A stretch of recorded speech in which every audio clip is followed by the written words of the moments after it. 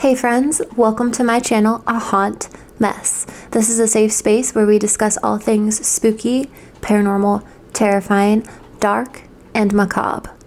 So if that sounds like your cup of tea, you found yourself in the right space. My name is Lauren Alina, and I am so incredibly happy you're here today.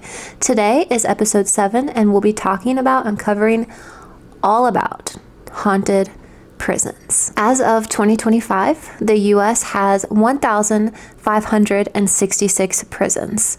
Prisons are said to hold intense emotional experiences from feelings of grief, loneliness, and utter terror.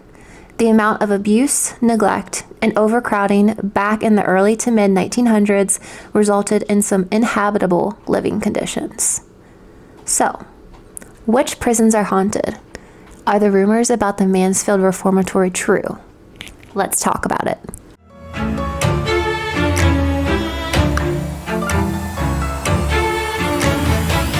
All right, my friends, grab a drink, grab a snack, grab something cozy. Today is our 7 Brew iced latte. It's a sugar-free shortbread flavor. I'd give it a 7 out of 10. Let's get into the first story. The first story is from the Deer Lodge State Prison in Montana. My first experience happened in the hole at the prison, not to be confused with the original hole for some time in the 1800s, way back before our time. That location is not open to the public. This happened at the solitary confinement block, which is located under the public shower room. The entire time we were there, I felt a sense of vertigo and like I had lead in my feet. This feeling was not something that was new, as I'm pretty sensitive to spirits and have had numerous paranormal experiences. But the hole was the most ominous presence I'd ever felt. At one point, I rested my hand on the door and then began to hear screaming in my mind.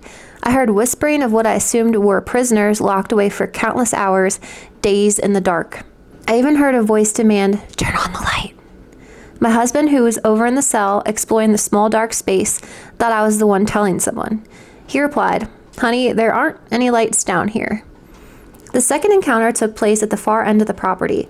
I walked in, dumbfounded how awful these conditions were in these prisons, unable to comprehend how anyone lived here. My best friend was a few steps in front of me, looking around the rooms, when all of a sudden, while standing in the doorway, I felt a burning sensation trickle from the top of my shoulder, slide under my bra strap, down to the center of my back. I quickly sprinted out, absolutely terrified.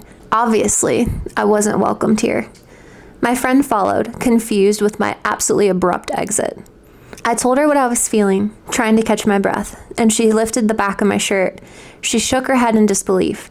"You have 3 long red scratch marks down your back." That's kind of creepy. Not into the being touched. The next story happened at the West Virginia Penitentiary. Both of my aunts and my mother were checking out the cafeteria down by Red's cell. William, known as Red Snyder, was a prisoner arrested for homicide. He was said to be respected yet feared among the prisoners. I figured I could go explore her cell by myself since the majority of our experience had been pretty disappointing as far as paranormal experiences go. But once again, I wasn't picking up on anything, so I said out loud to myself, "Fine, I'm gonna head out now."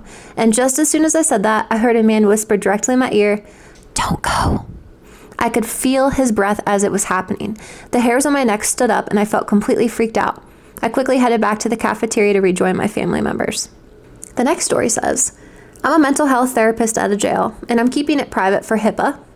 I respect that. During my 7 years here, I've lost count of the number of people who've told me about their experiences seeing shadow people in our jail. The thing is, these are not inmates that are mentally ill. I know diagnoses since I'm the one who works with them. I diagnose them. Multiple guards have also seen these shadow people as well. Usually guards and inmates alike describe them as darker than the shadows, looming and hovering near corners, outlined like a larger man, usually without distinct facial features, almost always disappearing when faced head-on. The shadow people are said to cause uneasiness and feelings of anxiety. Some background. The usual hallucinations from those diagnosed with schizophrenia usually differ from person to person. Schizophrenics typically never have identical hallucinations to other people. They are unique to the individual themselves. So, a large majority of the people are describing an identical entity in the jail. Yes, there are slight variations, but ultimately, it's the same description from workers and prisoners alike. This has me convinced that there is, in fact, someone or something that they're all witnessing. The last real encounter is from a person writing in from Michigan as a correctional officer. He said, "It was during this time I had my first experiences serving as a correctional officer. There were countless small experiences at first, like doors slamming. You'd hear voices whispering near you even though you were totally alone, and you'd get chills randomly. All that aside, the first really notable experience I had was during a Thanksgiving weekend," which is right now, currently. "I was on shift and I was working in the oldest section in the jail. Most of the time, we didn't have prisoners housed there, but the unit was open to quarantine inmates during the COVID-19 pandemic. We usually have a partner on nights, but tonight I was alone from being short-staffed. Since I was bored with no one to talk to on the side of the prison, I flipped on the TV for some company. To stay busy and awake, I did some rounds for the majority of the night, taking short TV breaks in between them. Out of nowhere, I hear a banging noise from not that far away from me. Thinking it was an officer checking in, I headed to it. The banging was behind a door that led out to the hallway that opens to a condemned part of the prison. I opened the door and looked down the hallway, making sure that it wasn't a coworker. A cold wind slaps me across the face, making my arm hairs stand up. I shudder as I reseal the door. Still a bit uncomfortable, I decide to go sit down and resume watching the cheesy holiday movie. I put my feet up across from me on a plastic chair when all of a sudden, the channels begin flipping by themselves. It happens rapidly before stopping on a completely static channel. I quickly get up to get the remote, which was on the table beside me, and turn the TV off. I felt my heart racing and decided to unplug it too. I had to get moved to a different unit that night because I was completely scared out of my mind. And I don't blame you, TVs are terrifying, especially the static noise. I would need to go to a different unit as well." Recently, my boyfriend Tyler and I actually went to the Mansfield Reformatory. It's a prison in Ohio that is allegedly haunted. We did a historical tour instead of a ghost tour, but it was absolutely eerie and creepy. We're going to talk about the Mansfield Reformatory. It was seen on the Overnight Channel. It's often pictured in many movies, such as the Shawshank Redemption movie, 10 out of 10. So we're going to talk a little bit about the hauntings behind that prison or reformatory. There's a chair room named after the sole piece of furniture in it, and allegedly it holds a dark spirit there. When nobody's in the room, the chair is said to be scraping against the ground. Allegedly, that spirit that resides in that chair room hates humans and doesn't like when people sit in his chair.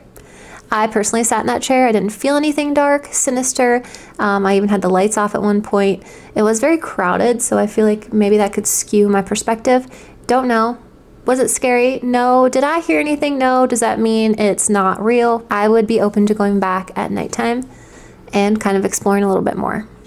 One of the most interesting parts of the historical tour was that of the people that lived at the Mansfield Reformatory. One of the spirits that is said to haunt the building still is Helen Glatke, who is the wife of the warden Glatke.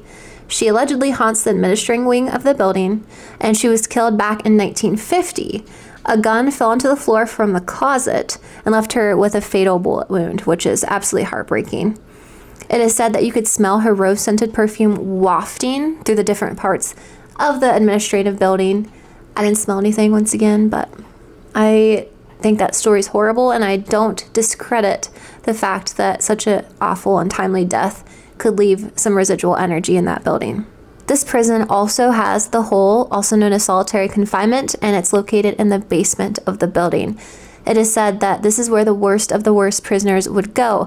People that were violent, crude, rude, evil, people that assaulted other inmates. And the prison guards were allegedly torturing these people back in the hole, and it led to many of their deaths. Now people that visit the hole experience nausea, general uncomfort, unease, the feeling of breathing down your neck, and scratches, lights flickering. Unfortunately, when we went, the hole was not open to visitors at the time. Maybe when we go moving forward, another time when we do the paranormal ghosty hunt, if I could talk Tyler into it, we will have more luck kind of witnessing some of those darker encounters. To wrap up the video, the East Cell blocks located at the Mansfield prison were once listed in the Guinness Book of World Records for being the largest freestanding group of cells, which is crazy to think about. And we visited that part of the wing. It was very eerie, heavy. When we were walking, it felt constantly like something was like attached to my right shoulder, pulling me down. Was I imagining it? I don't know. Other people felt a little uneasy in our group too. Lots of heavy energy definitely resides within that area. And in the east cell blocks, one of the prisoners actually lit himself on fire in hopes to start a cell fire and have prisoners moved out. He ended up succumbing to his burns and dying an untimely death, which it said his spirit still haunts the east cell block. All in all, the Mansfield Reformatory definitely has some paranormal and spooky things going on.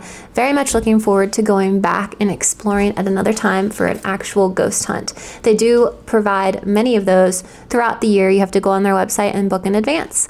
But I appreciate you guys so much for being here. If you made it to the end of the video, thank you so much. Hi, and welcome to the new subscribers. We're at 6 now. Thank you guys so much. I will be more consistent with uploading. It's just the holiday season and I'm a nurse, so your girl is busy. I appreciate you guys. If you feel compelled to share this video, like, comment, and subscribe. If you would, send this to other spooky friends. And I hope you guys have a wonderful and safe day. Enjoy the rest of your holidays. Bye.